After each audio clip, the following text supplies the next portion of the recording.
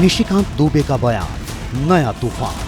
मुसलमानों की आबादी दिन प्रतिदिन बढ़ रही है, भारत सरकार को हस्तक्षेप करना चाहिए। किशनगंज, अररिया, कटिहार, मालदा, मुर्शिदाबाद और पूरा संथाल बना है, इसको यूनियन टेरिटरी बनाइए, नहीं तो हिंदू खाली हो जाएंगे। एनआरसी लागू करिए। बदलती demography, full controversy.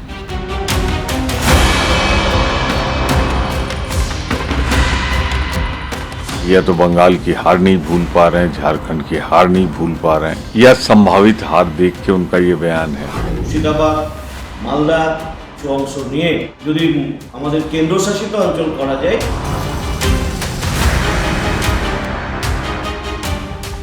Nishikant Dubey ji के जो आरोप हैं न वो सिर्फ झूठे हैं बल्कि नफरत में डूबे हुए भी हैं।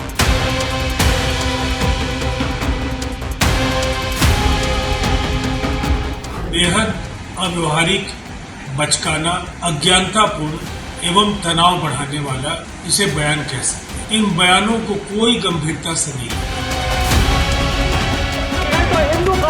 हार नहीं भूल पा रहे, नफरत में डूबे हुए भी हैं। कोई गंभीरता से नहीं। सड़क से लेके संसद तक इस पर बहस होनी चाहिए। ये चुनौती का समाधान होना ही चाहिए। मुस्लिम लैंड पर महाभारत।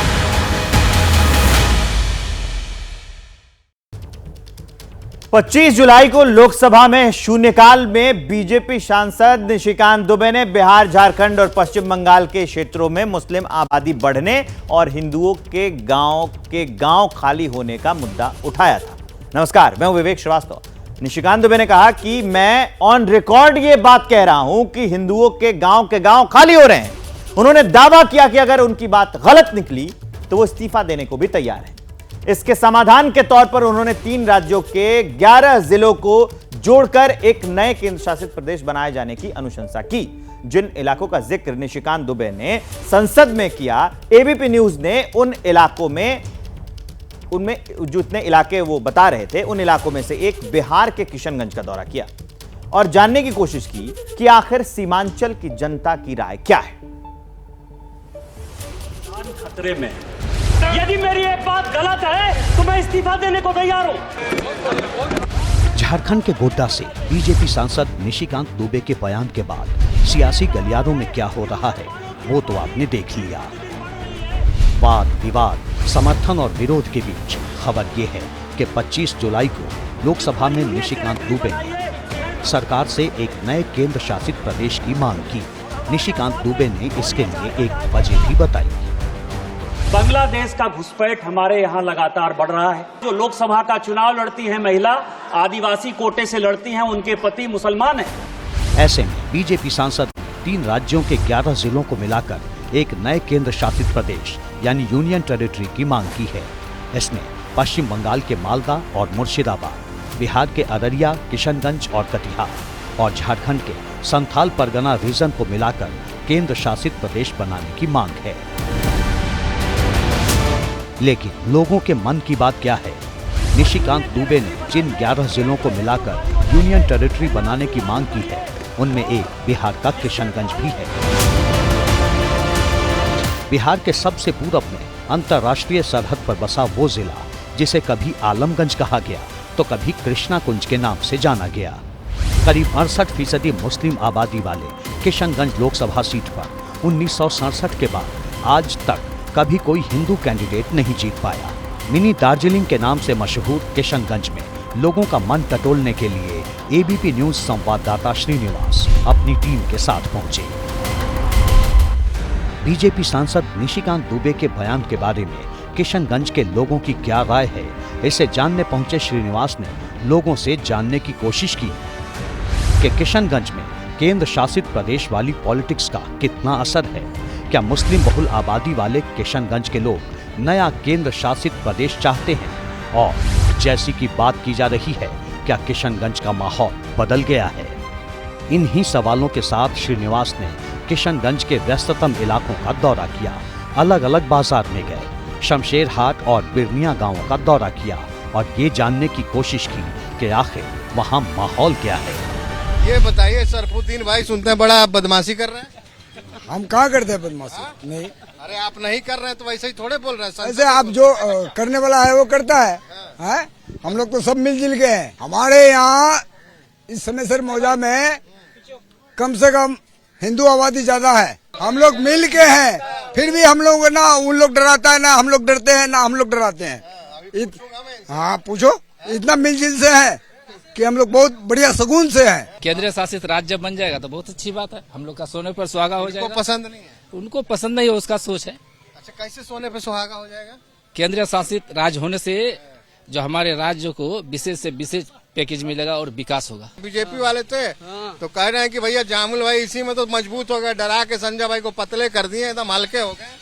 नहीं, ये पतले वाला का बात नहीं है। कितना घर है हिंदू, कितना मुसलमान? हाँ, यहाँ मुसलमान का तादाद ज्यादा है, हिंदू का थोड़ा कम है हमारे इलाका में, गाँव में। नेताजी कह रहे हैं कि सब हिंदू डर के छोड़ के भाग जा रहा है। कैसे भागेगा भैया, जब हम लोग कुछ करते नहीं है एक साथ, उसके घर हम खाते हैं, हमारे घर वो खाता है, तो हम किस लिए लड़ाई करेंगे भाई? इसी किशनगंज में बड़ी तादाद है ऐसे मुसलमानों की जो खुलकर पूर्व प्रधानमंत्री अटल बिहारी वाजपेयी और किशनगंज के इकलौते बीजेपी सांसद शाहनवाज हुसैन की तारीफ भी कर रहे हैं। वो शाहनवाज जब से था, अटल बिहारी जी था, सब तो ठीक था, बाकी ये चोर चक्का आकर के सबको तो भर गया। यहाँ सारा दिन देखो नाटक करते जा रहे हैं। किशनगंज की आबादी करीब 17 लाख है। इनमें से 11 लाख से ज्यादा यानी 68% मुस्लिम हैं, जबकि 31% आबादी हिंदुओं की है। यही वजह है कि 4 साल पहले जब विधानसभा का चुनाव हुआ था बिहार में, तब किशनगंज के रास्ते ही मुस्लिम कार्ड खेलकर असदुद्दीन ओवैसी ने धमाकेदार एंट्री की थी। तब सीमांचल की 5 सीटों पर ओवैसी की पार्टी ने जीत की पतंग उड़ाई थी। किशनगंज लोकसभा क्षेत्र में 6 विधानसभा सीटें हैं। इनमें 4 किशनगंज और 2 पूर्णिया जिले में आती हैं। इन्हीं में से अमौर, कोचाधाम, बायसी और बहादुरगंज सीट पर AIMIM ने जीत हासिल की थी। साफ है, मुस्लिम आबादी बढ़ रही है तो उनकी राजनीति हो रही है, उनके ही विधायक और सांसद जीत रहे हैं। ऐसे में किशनगंज का सामाजिक माहौल क्या है? क्या जिले में सिर्फ मुस्लिमों के हित की बातें होती हैं और हिंदू दबाए जा रहे हैं? किशनगंज में पलायन का सच क्या है? ABP न्यूज संवाददाता श्रीनिवास ने राज्य में बीजेपी के साथ सत्तासीन JDU नेताओं से भी बात की। यहाँ तक हमने ये देखा है और महसूस भी किया है, पलायन हो रहा है, अल्पसंख्यक का नहीं बल्कि बहुसंख्यक जो मुस्लिम है, इस कम्युनिटी के लोग हैं, मुस्लिम समुदाय के लोगों का पलायन हुआ है। आप रिकॉर्ड भी देख सकते हैं और मेरे ख्याल से पूरे हिंदुस्तान में सबसे ज़्यादा पलायन अगर हुआ है तो यहीं से हुआ है, वो भी मुसलमानों का पलायन होकर के लोग रोजी रोटी की तलाश से बाहर गए हैं। ज़मीनी हकीकत तो यही है कि यहाँ पर ये इलाका जो है गरीब है, बदहाल है, लोग यहाँ से पलायन कर रहे हैं और पलायन सिर्फ मुसलमान ही नहीं कर रहे हैं, हिंदू भी पलायन कर रहे हैं, अपनी रोजी रोटी के लिए कर रहे हैं। किसी के डर से, किसी के भय से या किसी के जुल्म से जो है यहाँ के लोग पलायन नहीं कर रहे हैं। इस बात का तो मैं बिल्कुल 100% मैं श्योर हूँ। लोकसभा में बीजेपी नेता ने यूनियन टेरिटरी की मांग की है, वही बीजेपी जो राज्य में JDU के साथ मिलकर सरकार चला रही है। ऐसे में बीजेपी के इस रुख से JDU कितना इत्तेफाक रखती है? देखिए, ये तो हमारे शीर्ष दल के जो नेता हैं उनका क्या फैसला आता है, वो लोग आपस में मंथन करेंगे, चिंतन करेंगे इस पर। उनका अपना प्रस्ताव उन्होंने रखा है। हो सकता है नीतीश जी बहुत सारे बातों में जो है उससे ना इत्तेफाक भी रखे हैं। ये लोकसभा चुनाव से पहले भी कई बार इस बात की जो है चर्चा सामने आई थी कि इन तमाम जिलों को जो है यूनियन टेरिटरी में बदला जाए और फिर उसके बाद जो है आगे विधानसभा चुनाव है बिहार में, तो मुझे लगता है कि ये एक पोलराइजेशन करने के लिए जो है वोटर उसका इस बात को फिर सामने लाया जाए। बहुत सारी बातें होती हैं, चुनाव आते आते जो है शुरू होती है और चुनाव के बाद फिर वो। किशनगंज में जहां JDU निशिकांत को लेकर कभी आक्रामक तो कभी रक्षात्मक थी, विपक्षी पार्टी कांग्रेस का रुख साफ था।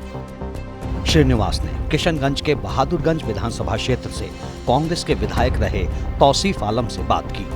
कांग्रेस ने लोकसभा में दिए निशिकांत के बयान की कड़ी आलोचना की। लोग अगर चाहेगा कि हम बांटने का काम करेंगे तो हम लोग बंटने नहीं देंगे, यहाँ कश्मीर बनने नहीं देंगे।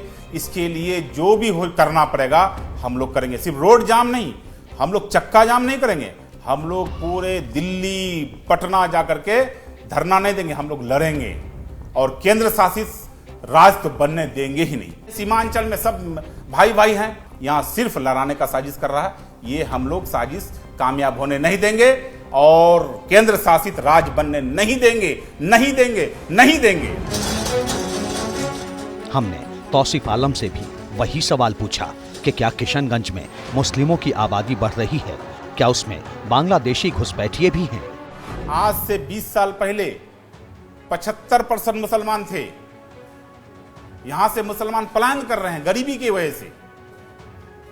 घटा है हमारा आबादी। कानून कुछ भी बना दीजिएगा मान लेंगे क्या? हमारा भी बपोती है, हम किराएदार नहीं है, हमारा अधिकार है। जो हिंदू मुसलमान का राजनीति करके केंद्र में जो सरकार चला रहा है, जो इस बार नहीं चला, इस बार दुकानदारी नहीं चला जनाब, और इसी तरह से अगर बयानबाजी रहा तो समाप्त हो जाएगा। हमने निशिकांत दुबे के बयान पर किशनगंज में भारतीय जनता पार्टी का रुख जानना चाहा। सुनिए किशनगंज के बीजेपी जिला अध्यक्ष सुमंतो गोप क्या कहते हैं।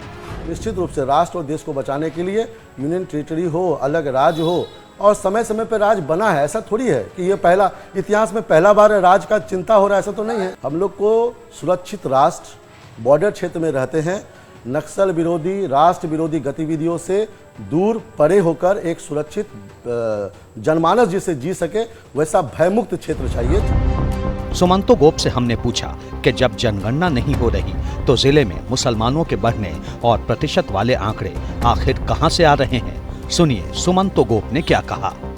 जिस क्षेत्र में किसी समय में 100 की संख्या में आबादी थी, वहां अचानक एक चुनाव के बाद वहां 1000 की संख्या आ जाती है, तो इसके लिए जनगणना की आवश्यकता तो नहीं है। ये तो आपके वोटर लिस्ट में दिख रहा है ना अनुपात। हमारा 5 साल पहले वोटर था 14 लाख, हमारा 5 साल के बाद वोटर हो गया 17 लाख, और 17 लाख में जो 3 लाख वोटर बढ़ा उसमें से 2.5 लाख केवल और केवल एक समाज के लोग बढ़े हैं। तो ये 2.5 लाख जो अनुपात बिगड़ा है वो कहीं ना कहीं से नया वोटर जुड़ा है, तो कहीं ना कहीं से जांच का विषय है। जिस बढ़ी हुई आबादी की आशंका बीजेपी जता रही है, ठीक वैसी ही बात किशनगंज के लोगों ने भी की। किशनगंज में मुस्लिम आबादी ज्यादा है तो वो हिंदुओं को डराते हैं। ना ना, ऐसा कोई हम लोग का यहाँ नहीं है ना। हम लोग बचपन से निम के जाता है, एकदम कोई किसी को नहीं, भाई भाई का ऐसा चलता है। बांग्लादेशी तो कुछ नया नया परिवार आके बस रहे हैं, इससे लगता है कि घुसपैठ हो रहा है। तो प्रशासन उसके लिए कुछ नहीं करता है? नहीं, नजर तो नहीं आ रहा है कुछ कर रहा है। सीमावर्ती इलाकों में बांग्लादेश से लोग सीमा के इस पार आते हैं। हालांकि हाल के दिनों में इस पे कुछ तो शिकंजा लगा है, लेकिन अगर ये कहा जाए कि पूरी तौर पे ये बंद है तो ऐसी बात यहाँ के लोग कह रहे हैं कि हमारे भी पंचायत में नए नए घर बन जाते हैं, लेकिन प्रशासन की नजर उनकी तरफ कभी नहीं जाती। 1957 के बाद से ही किशनगंज कांग्रेस और बाद के दिनों में लालू प्रसाद यादव की पार्टी का गढ़ रहा है। 2014 और 2019 में जब मोदी के नाम की सुनामी चल रही थी, तब भी बिहार में महागठबंधन का ये किला अभेद्य रहा था। किशनगंज में अब तक 17 बार लोकसभा का चुनाव हुआ है। 1967 में प्रजा सोशलिस्ट पार्टी और 1977 में जनता पार्टी ने यहां चुनाव जीता। अब तक 10 बार यहां से कांग्रेस के सांसद ने जीत दर्ज की है, जबकि 4 बार लालू यादव की पार्टी ने जीत का परचम लहराया है। सिर्फ एक बार 1999 में बीजेपी के शाहनवाज हुसैन यहां से जीतकर संसद पहुंचे। हालांकि मुस्लिमों को जोड़ने के लिए बीजेपी राष्ट्रीय स्तर पर कैंपेन चला रही है। शुक्रिया मोदी भाईजान अभियान के तहत राजनीति को नया आयाम देने की कोशिश कर रही है। हालांकि किशनगंज में ही कांग्रेस पार्टी के नेता ने आरोप लगाया था कि बीजेपी किशनगंज जैसे इलाकों में अपना बेस बनाने के लिए केंद्र शासित प्रदेश वाली बात कह रही है। इसमें कितनी सच्चाई है? अपने तर्क हैं, अपने कथ्य हैं और अपने ही तथ्य हैं। श्रीनिवास आगे बढ़े। किशनगंज में उन्हें एक ऐसी दुकान दिखी जो हिंदू मुस्लिम एकता की मिसाल है। किशनगंज के इस दुकान में माता लक्ष्मी और भगवान विश्वकर्मा की तस्वीर लगी है। साथ ही यहाँ कुरान की आयतें भी देखी जा सकती हैं। समेसर हाट इलाके में ही जब हम आगे की तरफ जा रहे थे तो नजर पड़ गई इस दुकान पे। सोने चांदी की दुकान है भाई सेठ साहब, लेकिन उस सोने चांदी की दुकान में कुछ ऐसा दिखा कि मैं अपने आप को आगे नहीं ले जा सकता। अब देख सकते हैं सामने एक दीवार पे कुरान की आयतें लिखी हैं उनके ठीक बगल में बजरंगबली की तस्वीर लगी है, इधर माता लक्ष्मी की तस्वीर लगी है और शायद भगवान विश्वकर्मा भी हैं। अगर ऐसी तस्वीर मिलती है उस इलाके में जहां कुछ ऐसे आरोप लग रहे हैं तो आपके कदम खुद ही वहां रुक जाएंगे। जो बात चल रही है कि आपका जो जिला है किशनगंज, इसको बंगाल और बिहार के कुछ और जिलों के साथ मिला के केंद्र शासित प्रदेश बना दिया जाए, तो आपका इस पे क्या सोचना है? अच्छा रहा, अच्छा रहेगा जी। क्यों अच्छा रहेगा? मिलजुल के अच्छा रहेगा। नहीं तो इसी पे तो हो रहा है कि भैया सुरक्षित नहीं है हिंदू। ना ना, ऐसा कोई बात नहीं है। हम लोग यहाँ पर कोई दिक्कत नहीं है, हिंदू मुसलमान सब मिलजुल के रहते हैं। विकास के नाम पे बनना चाहिए। विकास के नाम पर बनना चाहिए। देखिए दीपक जी हैं, बड़ी अच्छी बात कह रहे हैं कि इस तरह की चीजें बेकार है, लेकिन हाँ विकास के लिए अगर केंद्र शासित प्रदेश बनाना चाहते हैं तो बना दें। बाकी इस तरह की बातें यहाँ पे नहीं है। देखिए सामने, आपके सामने ये उदाहरण है कि एक तरफ कुरान की आयतें लिखी हैं और बगल में बजरंगबली की तस्वीर लगी है। इससे अच्छी तो तस्वीर लोकतंत्र में हो ही नहीं सकती। लोकसभा चुनाव के बाद बैकफुट पर दिख रही बीजेपी एक बार फिर अपनी सियासी धार को मजबूत करने में लगी है। इसके पहले बीजेपी ने बंगाल की पिच से अपने विरोधियों के खिलाफ बैटिंग करने का मन बनाया। केंद्रीय राज्य मंत्री और बीजेपी प्रदेश अध्यक्ष सुकांत मजूमदार ने उत्तर बंगाल को उत्तर पूर्वी राज्यों में शामिल करने का प्रस्ताव देकर पश्चिम बंगाल की सियासत में हलचल मचा दी थी। उससे पहले असम के मुख्यमंत्री हिमंता बिस्वा शर्मा ने रांची में दावा किया था कि मुस्लिम आबादी की वजह से असम की डेमोग्राफी बदल रही है और कई जिलों में हिंदू अल्पसंख्यक हो गए हैं। उन्होंने कहा कि 1951 के दौरान असम में 12% मुस्लिम थे, जो अब 40% हो गए हैं। इसके लिए अवैध घुसपैठ को उन्होंने जिम्मेदार बताया था। उसी तरह निशिकांत दुबे ने दावा किया है कि साल 2000 में जब बिहार से अलग होकर झारखंड बना था, तब संथाल परगना रीजन में 36% आबादी आदिवासियों की थी, जो अब घटकर 26% रह गई है। इसके लिए उन्होंने बांग्लादेशी घुसपैठियों को जिम्मेदार बताया। उन्होंने ये भी दावा किया कि राज्य की 25 विधानसभा सीटें ऐसी हैं जहां मुस्लिम वोटरों की संख्या 110% से 125% तक बढ़ गई है। बांग्लादेश का घुसपैठ हमारे यहाँ लगातार बढ़ रहा है। जो आदिवासी महिलाएं हैं उनके साथ बांग्लादेशी घुसपैठिए शादी कर रही है। हिंदू और मुसलमान का सवाल नहीं है। आप समझे, हमारे यहाँ 100 आदिवासी मुखिया है जो आदिवासी के नाम पर है और उसके पति जो है सभी के सभी मुसलमान हैं। ममता बनर्जी की जो पुलिस है और वहाँ के लोग मालदा और मुर्शिदाबाद से आकर हमारे लोगों को भगा रहे हैं। लेकिन क्या सिर्फ निशिकांत दुबे की मांग की वजह से इन इलाकों को केंद्र शासित प्रदेश बनाया जा सकता है? समझिए, आखिर किसी क्षेत्र को कैसे केंद्र शासित प्रदेश बनाया जा सकता है। केंद्र शासित प्रदेश बनाए जाने के लिए खास तौर से 3 फैक्टर होते हैं। भौगोलिक कारण, भारत के कुछ ऐसे हिस्से जो मेनलैंड से बहुत दूर हैं, इनके साथ ही आबादी और क्षेत्रफल के लिहाज से ये इतने छोटे हैं कि इन्हें अलग राज्य का दर्जा नहीं दिया जा सकता। ऐसी स्थिति में इन्हें केंद्र शासित प्रदेश बना दिया जाता है। लक्षद्वीप और अंडमान निकोबार इसके उदाहरण हैं। दूसरा, सांस्कृतिक कारण, दमन दीव और दादर नागर हवेली में पुर्तगाल और पुडुचेरी में फ्रांस का लंबे वक्त तक शासन रहा, इसलिए यहाँ की संस्कृति उनसे मेल खाती है। ऐसे में उनकी सांस्कृतिक पहचान बनाए रखने के लिए इन्हें केंद्र शासित प्रदेश का दर्जा दे दिया गया। तीसरा, राजनीतिक कारण, राजनीतिक और प्रशासनिक वजहों से भी केंद्र शासित प्रदेश बनते हैं। जैसे दिल्ली को अमेरिका की राजधानी वॉशिंगटन डीसी की तरह बाकी राज्यों से अलग रखा गया है। यहाँ विधानसभा भी रखी गई है। इसी तरह जब पंजाब और हरियाणा अलग अलग राज्य बने तो चंडीगढ़ को लेकर विवाद हुआ, लिहाजा चंडीगढ़ को भी केंद्र शासित प्रदेश बना दिया गया। इस कैटेगरी में सबसे ताजा एंट्री है जम्मू कश्मीर की। हालांकि किसी भी इलाके या क्षेत्र को केंद्र शासित प्रदेश घोषित करने का अधिकार सिर्फ केंद्र सरकार के पास है, वो भी तब जब संसद में किसी क्षेत्र को केंद्र शासित प्रदेश घोषित करने की मुहर लगती है। इससे पहले भी साल 2016 में निशिकांत दुबे ने दावा किया था कि पाकिस्तान अधिकृत कश्मीर यानी पीओके से लोकसभा में 5 सीटें और विधानसभा में 24 सीटें होनी चाहिए। तब निशिकांत दुबे ने 2 बार प्राइवेट मेंबर बिल लाकर लोकसभा में पीओके के लोगों के लिए 5 सीटें रखने की मांग की थी। हालांकि उस वक्त उनके बिल को रिजेक्ट कर दिया गया था।